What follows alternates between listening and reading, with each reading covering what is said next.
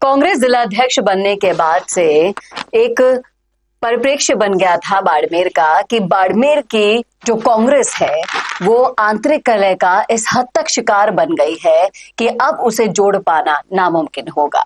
लेकिन नहीं, सिक्के के दूसरे पहलू को आज हम दिखाएंगे और बाड़मेर में कौन है वो जोड़ी जिस पर भरोसा जता दिया है आलाकमान ने, और वो क्या कांग्रेस को एकजुट कर पाएगी। करेंगे इस मुद्दे पर चर्चा इस वीडियो में, इसलिए बने रहेगा आखिर तक हमारे साथ। नमस्कार, मैं हूं चेतना शर्मा।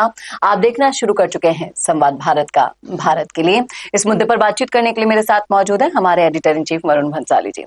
तो वरुण साहब, जिस तरीके से बाड़मेर से गुटबाजी और आंतरिक कलह की खबरें और जो भी हमने देखा वो हमारे सामने था, जैसे ही जिलाध्यक्ष बने वहां पर बाड़मेर बालोतरा में, और भी जो तीनों जिलाध्यक्ष हमारे सामने आए, उनको देखने के बाद पूरे सोशल मीडिया से लेकर एक संग्राम चल गया था, छिड़ गया था युवाओं के बीच में कि अगर यही करना था, अगर पहले से ही विधायक बने हुए को जिलाध्यक्ष बनाना था, चाहे से फिर वो लक्ष्मण गोदारा हो या फिर प्रियंका मेघवाल हो, इन नामों से कहीं भी खुश होते हुए नजर नहीं आए कांग्रेसी कार्यकर्ता।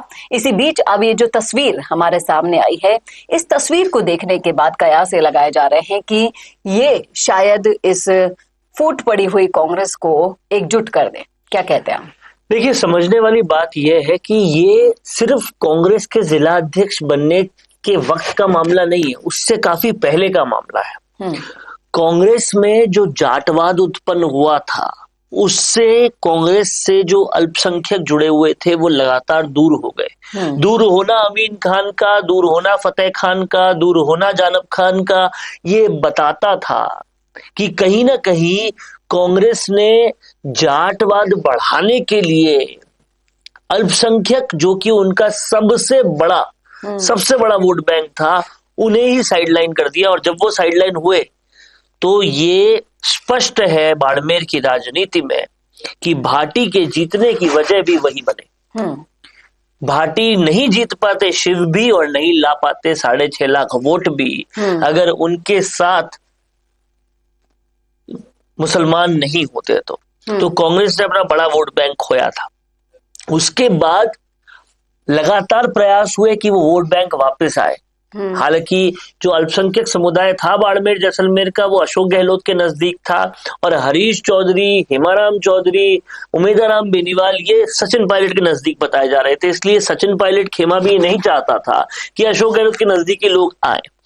लेकिन कहीं ना कहीं बाड़मेर जैसलमेर की सियासत को वापस से सुदृढ़ करने के लिए और आने वाले इलेक्शन में रविंद्र सिंह भाटी सरीके और लोगों को कमजोर करने के लिए अल्पसंख्यकों को वापस कांग्रेस के साथ लाना जरूरी था।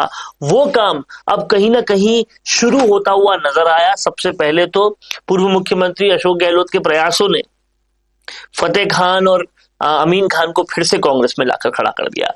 दूसरी तरफ आप ये देखिए, जो नए जिलाध्यक्ष बने उन्होंने अपना पहला काम कर दिया। और समझने वाली बात यह है कि कांग्रेस के जिलाध्यक्ष जो अमरदीन फकीर हैं, उन्होंने पहला काम ही ये किया कि जानब खान के साथ भी सफल वार्ता कर ली। ये जो तस्वीर है वो यही बताती है। जानब खान के साथ सफल वार्ता करना अमरदीन खान का ये बताता है कि कांग्रेस में फिर से अल्पसंख्यकों की पुरजोर तरीके से वेलकम शुरू हो गया है। और कहीं ना कहीं ये दस्तक है अशोक गहलोत का बाड़मेर कांग्रेस में एंट्री और मेवाराम जैन की कांग्रेस में एंट्री के बाद ये सब संभव हो पाया है। और इसीलिए अब जो जाटवाद पनपता जा रहा था वहां पर, उसमें अल्पसंख्यक भी अब पूरी बड़ी भूमिका में आ जाएंगे और पूरी तरह से जो मोनोपोली है वहां पर वो हट जाएगी।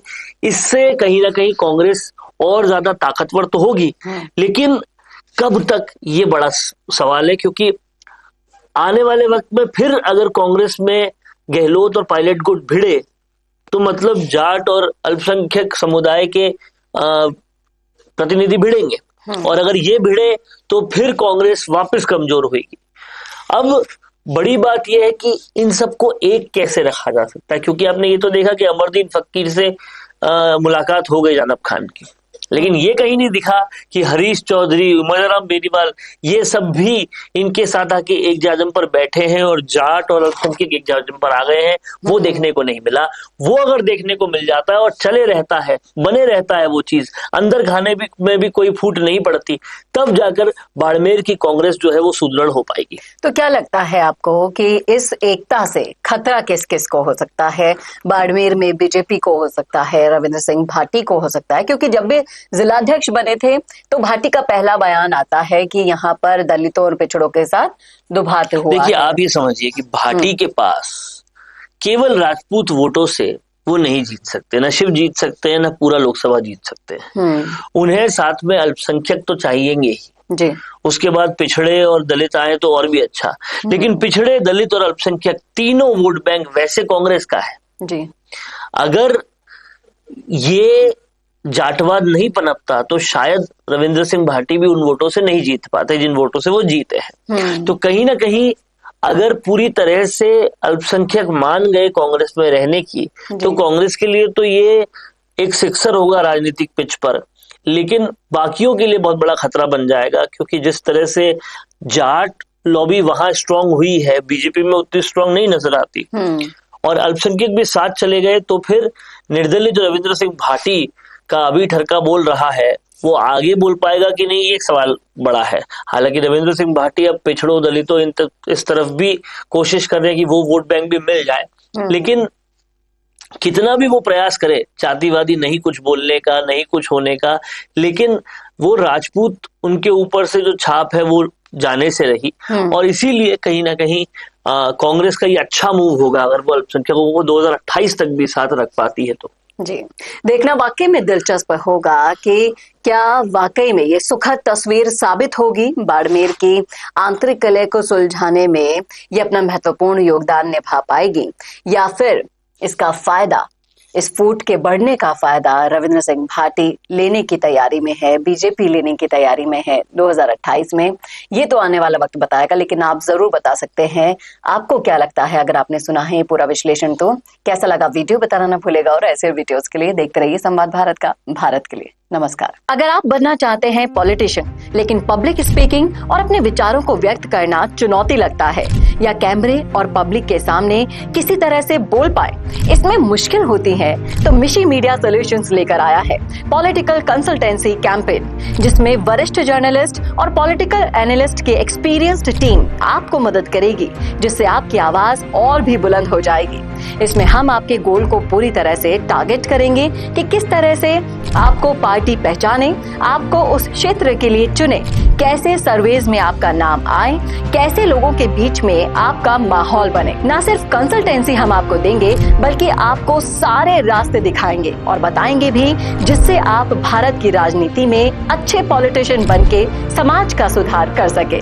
तो अभी कांटेक्ट कीजिए स्क्रीन पर दिए गए नंबर पर।